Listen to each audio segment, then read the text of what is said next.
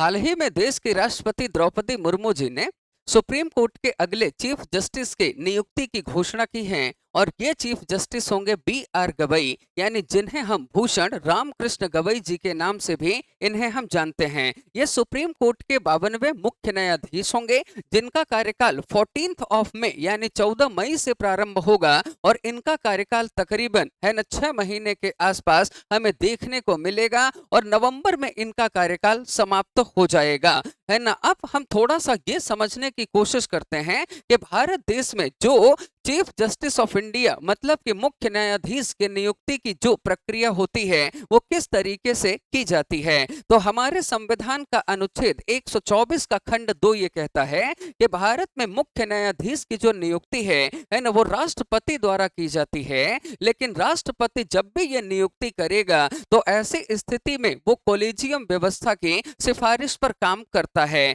ना। अगर हम कॉलेजियम व्यवस्था के अंतर्गत देखें तो कॉलेजियम को समझने से पहले थोड़ा सा आपको मैं एक चीज ब्रीफ कर दूं कि मेरे आप स्क्रीन पर ये जो इमेज देख रहे हैं, है ना, यही भारत के क्या होंगे, अगले मुख्य न्यायाधीश होंगे, यानी कि B.R. गवई साहब होंगे। और मुख्य न्यायाधीश कहां पर बनाए गए हैं, तो ये बने हैं सुप्रीम कोर्ट ऑफ इंडिया में। अब जैसा मैंने बताया कि जब भी भारत में है ना मुख्य न्यायाधीश के नियुक्ति की बात आती है तो उसकी प्रक्रिया की शुरुआत अनुच्छेद 124 के खंड 2 से शुरू होती है, जिसमें यह लिखा हुआ है कि चीफ जस्टिस ऑफ इंडिया की नियुक्ति कौन करता है, राष्ट्रपति। और राष्ट्रपति यह जो नियुक्ति करते हैं है ना, वो कॉलेजियम सिस्टम यानी कॉलेजियम व्यवस्था की सिफारिश पर करते हैं। वर्तमान समय के अगर कॉलेजियम व्यवस्था को आप समझिए तो कॉलेजियम व्यवस्था में यहाँ पर एक मुख्य न्यायाधीश और साथ ही साथ 4 अन्य न्यायाधीश होते हैं और यही जिसका नाम आगे सजेशन देते हैं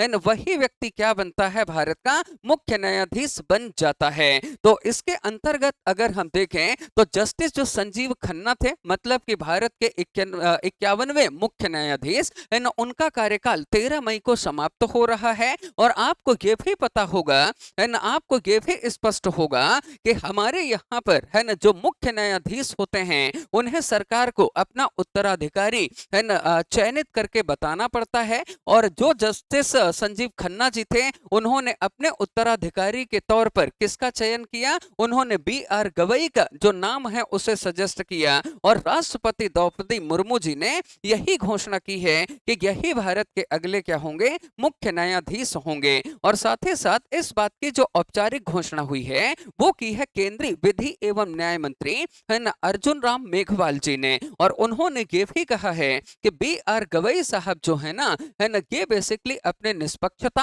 और विश्वसनीयता के लिए जाने जाते हैं। और स्वाभाविक है कि ऐसे में भारत की जो न्याय व्यवस्था है ना, उस न्याय व्यवस्था का काफी विकास यानी कि डेवलपमेंट होगा। और साथ ही साथ न्याय प्रणाली को ज्यादा सुदृढ़ या मजबूत बनाने में है ना इनका अहम योगदान हमें देखने को यहाँ पर मिलेगा। अब हम ये भी समझने की कोशिश करते हैं कि बेसिकली जो हमारे यहाँ पर है ना न्यायाधीश बनने की योग्यता होती है वो क्या क्या होती है। तो आप सभी जानते हैं कि हमारे यहाँ पर है ना न्यायाधीश बनने की या मुख्य न्यायाधीश बनने की योग्यता ये है कि एक तो उन्हें भारत का नागरिक होना चाहिए, है ना, दूसरा है ना किसी भी है ना जो हाई कोर्ट है वहां पर कम से कम 5 वर्षों तक एज अ जज का उनके पास एक्सपीरियंस होना चाहिए। किसी भी हाई कोर्ट में है ना लगातार 10 वर्षों तक अगर उन्होंने अधिवक्ता मतलब कि एडवोकेट की तरह काम किया है तो ऐसे व्यक्ति भी यहाँ पर बन सकते हैं CJI। और साथ ही साथ ये भी लिखा गया है कि अगर राष्ट्रपति की नजर में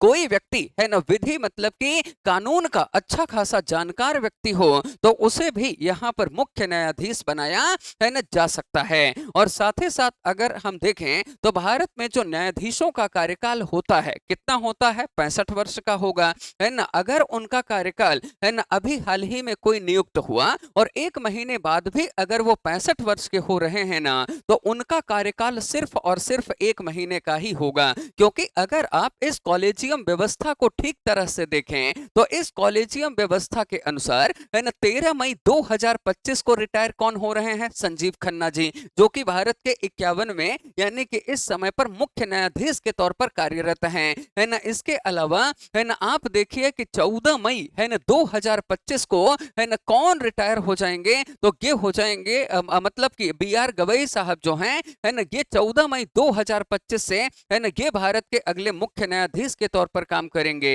है ना। और साथ ही साथ आप देख रहे हैं कि 24 मई 2025 को ये रिटायर हो जाएंगे। फिर उसके बाद है ना ये जो हैं ये 31 जनवरी 2025 को ऑलरेडी रिटायर हो चुके हैं। इसका सीधा सा मतलब ये है कि अब जो ये वरिष्ठता है, क्योंकि हमारे देश में ना है ना जो चीफ जस्टिस ऑफ इंडिया होते हैं उनकी नियुक्ति जो है वो वरिष्ठता के आधार पर की जाती है। मतलब कि जो सबसे उस समय पर वरिष्ठ व्यक्ति होगा है ना वही चीफ जस्टिस ऑफ इंडिया है ना बन सकते हैं। जैसे कि संजीव खन्ना जी थे है ना, जो कि डी.वाई. चंद्रचूड़ जी के बाद में बने थे, है ना। अब उनके बाद वरिष्ठ कौन है? गवई जी। इस वजह से अब ये बन रहे हैं। और इनके बाद ये जो सूर्यकांत जी हैं है ना ये क्या बन जाएंगे?